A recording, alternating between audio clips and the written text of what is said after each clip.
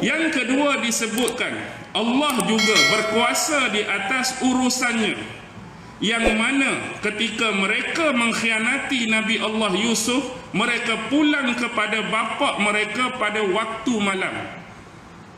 Di dalam ayat waja'u abahum isya'an yabkun, mereka mendatangi bapa mereka. Quran prediksikan waktu mereka jumpa bapa mereka tu, mereka buat tu siang, tapi malam tu balik. Tapi Allah cerita waja'u abahum isya'an, waktu isya, yang kita nak sebut waktu isya tu, yabkun, dalam keadaan menangis. Tapi tangisan tu tangisan apa? Real tangisan ke tangisan buaya? Air mata buaya lah, air mata bohong. Seolah-olah bersedih bahawa adik ni kami terleka, kami terlalai, kami tak jaga dia betul-betul sehingga adik kami ni dapat dimakan oleh serigala. Apa bukti adik kamu dimakan oleh serigala? Ni bapa buat balik baju Nabi Yusuf. Dan baju tu pula ada tumpukan-tumpukan darah. Bukti dia ni kena gigit, kena kekah dekat serigala. Tetapi Allah jugalah yang berkuasa atas urusannya, sehingga kan Nabi Yaqub tidak tertipu dengan air mata buaya dan pembohongan mereka.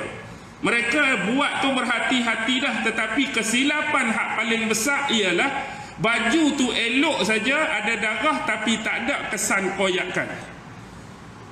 Dah kata serigala makan, mestilah baju tu akan terkoyak. Ni baju tu elok, darah saja ada. Darah tu pun tipu, darah tu pun palsu. Secara logika dan rasional, seolah-olah betapa cerdiknya serigala hak makan Yusuf tu. Bila dia tangkap Nabi Yusuf, dia tanggal dulu baju Nabi Yusuf. Seolah lagu tu lah. Dia ni jenis serigala pesing lain, hak serigala educated punya. Dia tanggal baju Nabi Yusuf, baru dia tekan Nabi Yusuf. Jadi pula dah tekan Nabi Yusuf di sini, bagaimana darah boleh ada di baju? Ni kata educated ni. Jadi siap makan? Ya lah. Jadi tak koyak lah. Contoh ni lawak. Tapi nak habatnya seolah lagu tu. Jadi pembohongan besar. Jadi Allah jugalah yang berkuasa atas urusan dia sampai pembohongan tu jelas di mata Nabi Allah Yaqub alaihi salam. Sehingga kan ada dalam ayat disebutkan, janganlah kamu memandang baik perkara buruk yang dilakukan oleh kamu. Sesungguhnya kesabaran yang baik adalah kesabaran aku terhadap Allah, terhadap apa yang menimpa diri aku. Dan Allah juga berkuasa terhadap urusannya. Apa dia? Sehingga kan niat mereka tu nak menjauhkan Yusuf daripada bapa mereka, nak menghilangkan ingatan bapa mereka terhadap Yusuf. Tetapi yang terjadi sebaliknya, walaupun Yusuf benar-benar dah tiada pada depan bapa mereka, penglihatan bapa mereka bukanlah menghilangkan ingatan bapa mereka terhadap Yusuf. Alang-alang anak aku dah makan serigala, dah jauh tak tahu ke mana, aku pun tak berapa nak ingat. Tetapi kuasa Allah juga yang menjadikan selepas peristiwa itu, bukan kata dia hilang ingatan atau tak mau lupakan Yusuf, tetapi makin teringat, tetapi makin rindu kepada Yusuf. Tak berjaya juga rancangan kita. Rancangan kita nak jauhkan Yusuf dengan bapa, lepas tu hilang ingatan bapa terhadap Yusuf. Tapi dengan hilang tu makin kuat Nabi Yaqub teringatkan Nabi Yusuf. Dan Allah juga berkuasa terhadap setiap urusan dia, iaitu menjadikan mereka, niat mereka pada awalnya setelah buat perbuatan tersebut, mereka nak kembali bertaubat. Tu hebat mereka. Sebelum lagi mereka buat terhadap Yusuf tu, mereka rancang kita akan buat macam ni, kita akan buat macam ni. Tapi lepas kita buat tu, kita akan kembali bertaubat. Mereka dah ada niat nak bertaubat, tetapi apa yang jadi, Allah telah melupakan taubat mereka dan mereka terus-menerus melakukan dosa sehingga tempoh yang cukup lama, 70 tahun.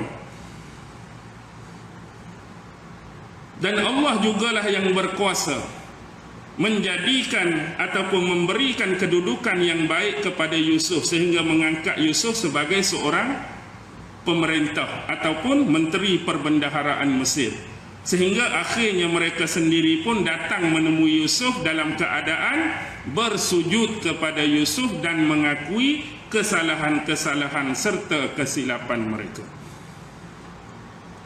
Hak datang tu siapa? Bapak dia sekali, mak depa sekali, kemudian adik-beradik dia. Yang inilah terbukti mimpi Nabi Allah Yusuf dulu, bahawa 11 bintang tu merujuk kepada saudara dia. Bulan dan matahari itu adalah kedua-dua ibu bapa. Nah, ni nak cakap berkaitan dengan wallahu ghalibun ala amrih. Okey, seterusnya ayat yang terakhir, walakinna aksaran nasi la ya'lamun. Tetapi sebahagian besar ataupun kebanyakan besar daripada manusia tidak mengetahui hakikat tersebut. Baik, di sini adanya 3 pandangan ulama berkaitan tentang penafsirannya. Pertama, kebanyakan manusia tidak mengetahui hakikat tersebut adalah merujuk kepada mengetahui dan melihat perkara-perkara yang bersifat ghaibiyah.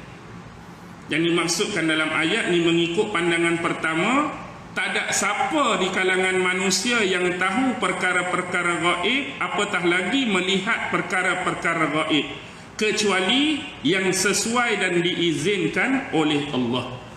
Jadi kalau Allah tak izin, memang secara umum manusia tu tak akan tahu perkara gaib dan tak akan dapat melihat perkara gaib. Jadi kalimah yang digunakan di sini ialah aksara, kebanyakan. Kebanyakan di sini bermaksud kesemuanya. Maksudnya semua manusia tak boleh tahu perkara gaib, tak boleh tengok perkara gaib, dengan dalam klosa kita sebut kecuali yang bersesuaian dan diizinkan oleh Allah. Manakala pandangan yang kedua ialah dikatakan sebahagian manusia tidak mengetahui, sebahagian besar. Tetapi ada juga jenis manusia, aliran ni berpandangan hak jenis pesen dia dah. Pesen dia dah, sikap dia dah suka nak mencari-cari ataupun mengetahui tentang perkara gaib dan nak tengok perkara gaib. Secara umum kita boleh faham bahawa manusia hak ramai-ramai ni ada sebilangan, ada sebahagian tu walaupun perkara gaib ni tak boleh tahu, dia suka nak cari perkara-perkara gaib, nak tahu pasal perkara gaib, kalau boleh nak tengok sebahagian perkara gaib. Tetapi disebutkan ada sebahagian kecil ini diberikan keizinan oleh Allah. Kita tak nafi benda tu. Ada orang tu boleh tahu perkara gaib, sebahagian diperlihatkan oleh Allah sesuai dengan izinnya perkara gaib, tapi hak tu minoriti. Tapi dia sebut ayat ni kebanyakan tidak mengetahui. Hak ramai-ramai, hak umum biasa tu tak tahu. Tu pandangan yang kedua. Manakala pandangan yang ketiga ialah kebanyakan daripada manusia memang tidak mengetahui yang gaib itu merujuk kepada 2. Iaitu satu, pandangan ketiga sebut golongan-golongan musyrik yang dikatakan tidak mengetahui hakikat yang sebenar, dan yang kedua ialah orang-orang ataupun golongan yang tidak mempercayai takdir Allah. Satu golongan musyrik, yang kedua golongan yang tidak mempercayai takdir Allah Subhanahu wa taala. Habis ayat. Jadi kita berhenti dulu setakat ni. Mudah-mudahan walaupun kita baca cuma satu ayat, ayat ni agak panjang, dapat memberikan sedikit kefahaman dan penjelasan kepada kita berkaitan dengan ayat yang kita baca dan tafsirkan. Sebagaimana sumber-sumber yang disebutkan tadi, terutamanya daripada tafsir Imam Al-Qurtubi Al-Jami' li Ahkamil Quran. Mudah-mudahan Allah Subhanahu wa taala senantiasa memberikan kefahaman, memberikan ilmu dan pengetahuan kepada kita, terutama berkaitan dengan ayat-ayatnya iaitu Al-Quran, dan juga kefahaman yang sahih dan benar berkaitan dengan sunnah-sunnah Rasulnya Muhammad sallallahu alaihi wasallam. Apa yang baik tetap datang daripada Allah, yang lemah, yang kurang, yang selalu terdedah dengan kesilapan dan kekurangan, tak ada orang lain, itulah diri saya. Wabillahi taufiq wal hidayah. Wassalamualaikum warahmatullahi taala wabarakatuh.